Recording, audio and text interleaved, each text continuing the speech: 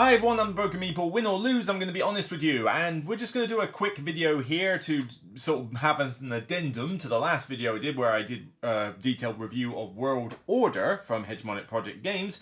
This is to talk about their two expansions. It came with the Kickstarter, but you can also buy these separately now. And essentially one of them adds events that you can throw into the game, which essentially adds like a bit of extra variety and a bit of extra theme to the proceedings. And then the main one we'll talk about is Diplomacy and Dominance, which is the one that adds the solo Automna rules. So I have my pros and my cons about World Order, and a lot of those cons tended to relate to, you know, the theme mostly just be pushy cubes, the length of the game being to extortionate levels, and I wanted to see if the solo mode would maybe bump it up a notch for me. So this is the one that was truly important to try out from these two, and I think this is also going to be quite important for a lot of people out there who are thinking, I don't know if I'm going to get this as a table multiplayer. Will this be good solo? You had my curiosity, but now you have my attention. So let's get Turmoil out of the way first, because I think this one's just going to be a quickie one to mention. You get a bunch of event cards, and they come in various different guises, and there's a lot of them. I'm not going to lie, there's a decent amount of variety in here, way more than I've seen way more than I would have expected, honestly. They come in various different types. You got decision, bidding, where's other ones, check, turning point. You know, there are various different effects that can happen. Sometimes you might have to bid on an outcome with other players. Sometimes you and another player have to agree on something, otherwise the effect doesn't happen. Sometimes they are just literally people get to choose whether they want to do this in order to get Y. You know, they're basically a few of them set up as the game goes on, different eras, and when they happen, they happen. And they do range from a thematic standpoint for something like the Paris Agreement, Nord Stream, Chinese and Russian ties, Brexit's in here, yeah, God forbid, the US-Mexico-Canada Agreement, was it USMCA, I believe it was called, what we got, Asian Infrastructure Investment Bank, Russian invasion of Ukraine. Whoa, it's certainly going for recent stuff here, but you know, they take place in different time periods, and so they're bringing those out. And when you do these events, you get a certain type of currency called smart power, which basically lets you like tune up other actions in the game. It might get you discounts, might get you extra little benefits. From a thematic standpoint, I like these. You know, I like them being included from a point where you tell a little bit of a story. It's a bit like the historical events from Hegemony. The only problem was the historical events in Hegemony were very luck-based. Like sometimes, you know, the capitalists might find them shafted by most of the events during the game, whereas the working class suddenly gets a massive leg up because of the events that happen, and even then they didn't always trigger.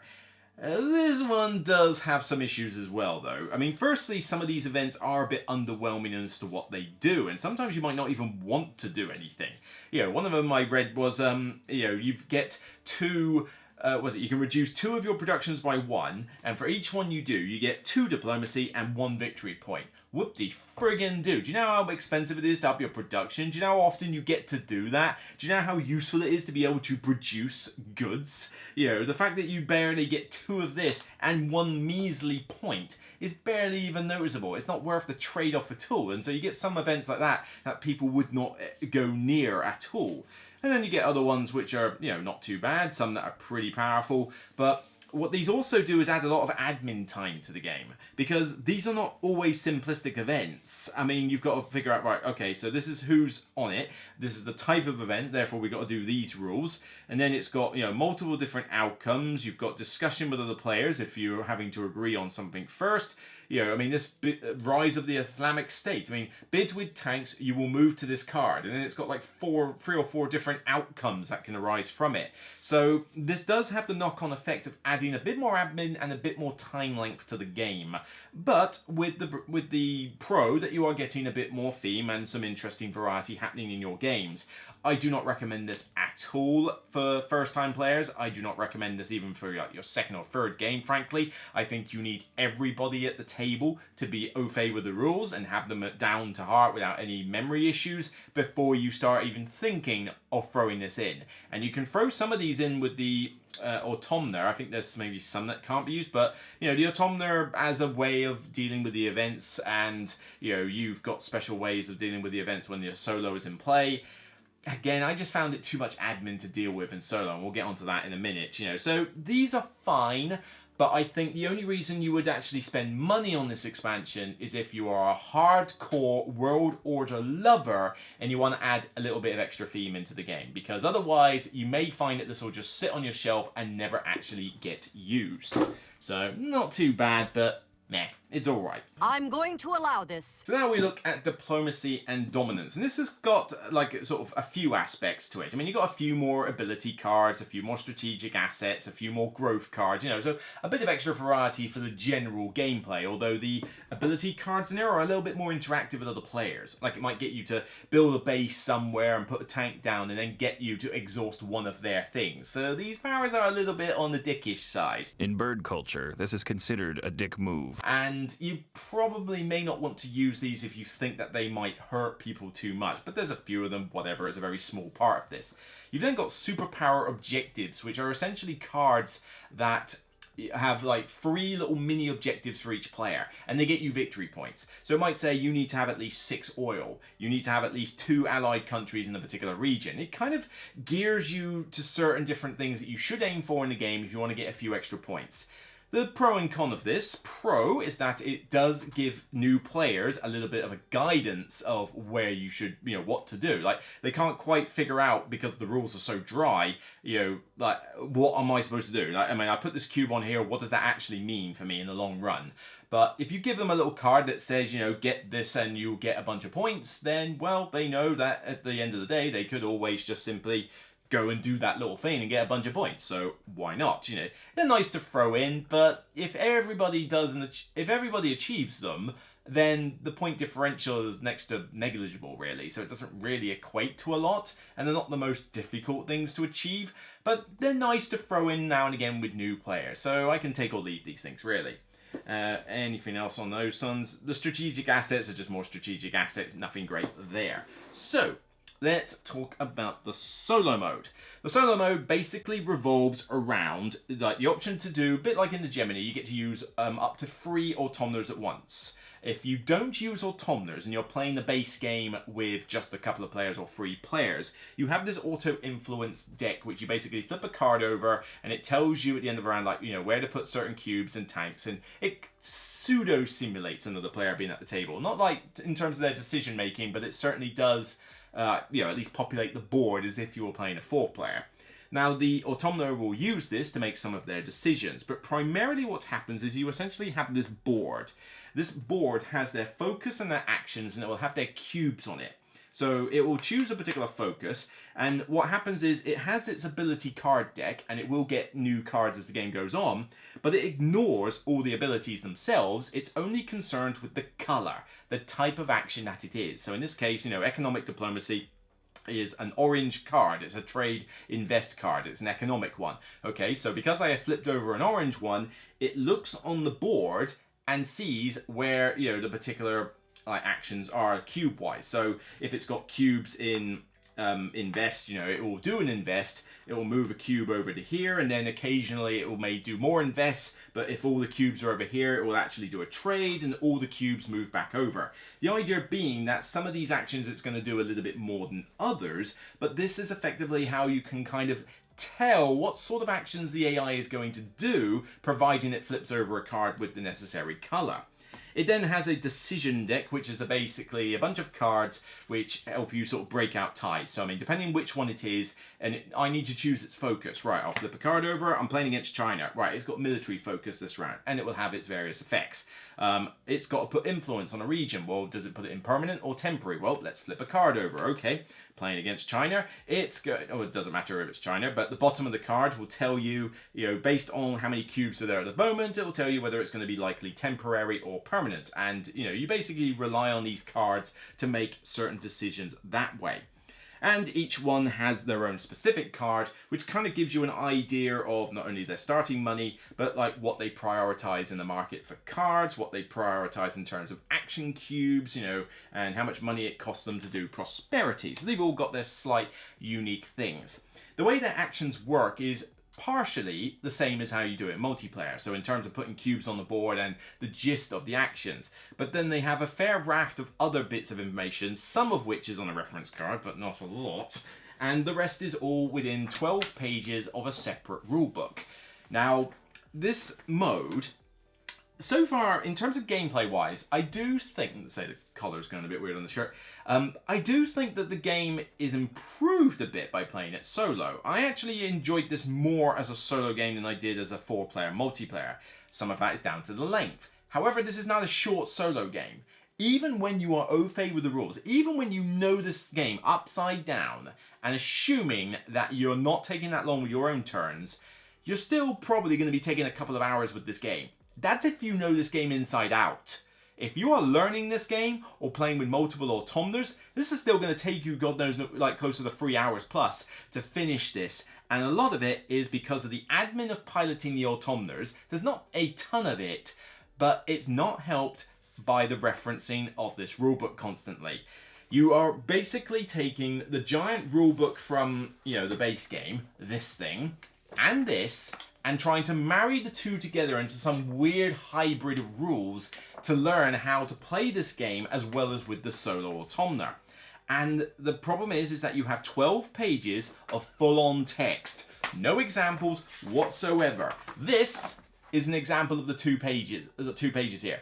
It's just text. All right, let's go to the next 2 pages. It's a wall of text. Let's go to the next 2 pages. It's a wall of text. Oh wait, no, there's a picture of an example of if it gets a certain card, it will do this. That's your pictorial examples. So you're constantly referring to this and that, which makes the learning of the solo mode a bit of a chore, frankly. Trying to remember what the AI does on each of the particular actions is not intuitive. So like a lot of that time you spend trying to learn and play this game solo, where the game still takes you 3+ hours to finish, is partially admin because you're still going to have to do all the research phase stuff, the aftermath, the scoring phases, all by yourself, mind, as well as setting up the game by yourself, and the auto-influence of the other players that aren't being piloted by Automnas by yourself. But you've also got to constantly keep referring to these rulebooks, and it just, when you put the game down and go back to it later, you barely sort of understood it the first time, but it's like, all right, I'll play it more times and I'll get used to it. Then you go away for a day or two, do your day job, do whatever, come back to it, you forget half of it, and then you got to refer back to these rule books. It's taken me multiple plays just to get to the point where I feel reasonably comfortable that I can play the solo mode without having to reference the book too much. And they give you 3 cards to help with reference aids here, but 2 of them are basically priorities for 2 specific actions, and they don't even cover all the eventualities, so there's still going to be FAQ moments for this. And then you've got this one-sided card that tries to squeeze all the other 6 actions on here, like the main 6 actions that the AI will do, in very summarized bullet point side. But again, it doesn't cover everything. This doesn't even tell you to put cubes on the map. If you're going to put a load of exceptions for what the solo mode does, you cannot then tell people to assume certain rules happen. Now, the thing that has helped with this is, of course, everybody else on Board Game Geek. Somebody on Board Game Geek has put a summary aid for the solo that has all the actions with how they work in full for the Automna. The cubes, the cubes on that board, the cubes on the map that they put out, the influence, how they work. It's a good, comprehensive aid, right? You need to have this to hand when you are learning this game. Trust me, it is a lot better. I've heard rumors that there might be some browser app for this game with regards to that board. I don't know if that's necessarily true or not, but if one exists, then hey, I recommend using it, because anything you can do to cut the admin down or to make it easier to play is going to be a result for you anyway. But the game does not get brownie points for other people fixing your issues. So I certainly do recommend you get hold of that when you can. But when you do get past that chore, that barrier to entry with the rule sets, the game is still fun. You get pretty much all that you experience in the multiplayer game in the solo mode. I mean, you're basically just playing cards and popping on cubes. I mean, that's as far as it goes. But you still get to do all your cool ability card stuff. You still get your strategic actions. You still get to do everything on your board. You're still fighting for control over regions with cubes and tanks and all that. You're still doing the growth cards. The turn order is a bit meh when you're playing this with only one Automna, because basically it takes the rightmost slot. It always wants to go last, so unless you go last, it's always going to go last. But when you've got other Automnas in the game, it would make things a bit more interesting, but of course that means more piloting. The table space isn't exactly low either. I mean, you've got the board with all this stuff. I've got to squeeze all my bits in this little bit down here. Then I've got the growth, I've got the new ability cards, I've got the growth cards above the board. All like the second half of my table is kind of being taken up by the Automna stuff. One Automna. You try to play this for 2 or 3, you're going to need one hell of a big ass table. Look at the pictures of people who have played this solo on Solo Board Gamers and a few of the other Facebook groups. Look how much table space it takes up, and look how much of a cluttered mess it looks. It's not neat on the table, and you lose track of where everything is. I can't see why you would want to play this with 3 AIs, honestly. I mean, I played this with 1 for the most part. I played it with 2, and I've played it with 3. 3 was an absolute chore. I'm never doing that again. 2 was plenty enough. But you've got the auto-influence for the cubes to be put on by the other non-functioning players.